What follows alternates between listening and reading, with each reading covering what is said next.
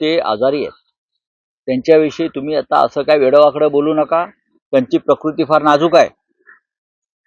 तुम्ही काल बघितलं ना, हाताला पट्टी लावून बसलेले आहेत. त्यांचे मंत्री त्यांना भेटायला गेले, त्या मंत्र्यांनाही ते भेटले नाहीत. म्हणजे किती तब्येत त्यांची खराब आहे बघा. अशा नाजूक प्रकृतीच्या माणसाला तुम्ही असं डिस्टर्ब करू नका. 5 तारखेला ते येत आहेत का शपथविधीला, की एअर ॲम्ब्युलन्समधून त्यांना यावं लागेल, अशा चिंतेमध्ये अनेक लोक आहेत. त्यांच्याकडे काल डॉक्टर गेले होते असं मी वृत्तपत्रामध्ये वाचलं. त्यांना डॉक्टराची गरज आहे का मांत्रिकाची गरज आहे?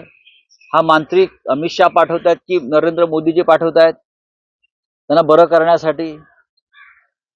यांच्या अंगातली जी भूत संचारलेली आहे ती उतरवायला पाहिजेत आता. आणि बहुधा ते काम जर देवेंद्र फडणवीसजी करत असतील तर ही चांगली गोष्ट आहे, आनंदाची गोष्ट आहे. बंगालचा जादूगार घरी आणून बसून काय उपयोग केला झाला त्यांचा? जादूगारावर सत्ता येत नसते हे त्यांना आता कळायला पाहिजे. बंगालचा जादूगार आणला होता, काली जादू. काय झालं त्या काली जादूचं? जादू करून जर सत्ता येत असेल तर लोक प्रचाराला बाहेर कशाला पडतात? लोकांची कामं कशाला करायची मग?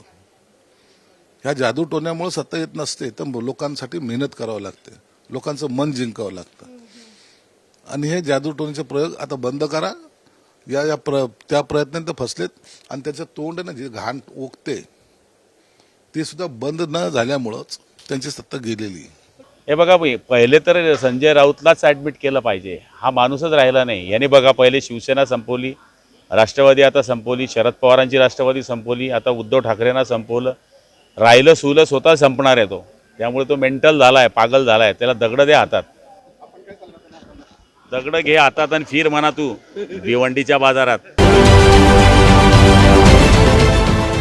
देश विदेशातील प्रत्येक घडामोडींचे लाईव्ह अपडेट मिळवण्यासाठी आता साम टीव्हीच्या सर्व सोशल मीडिया प्लॅटफॉर्मला लाईक, फॉलो आणि सबस्क्राईब करा. तसंच सर्व नोटिफिकेशनसाठी बेल आयकॉन प्रेस करायला विसरू नका.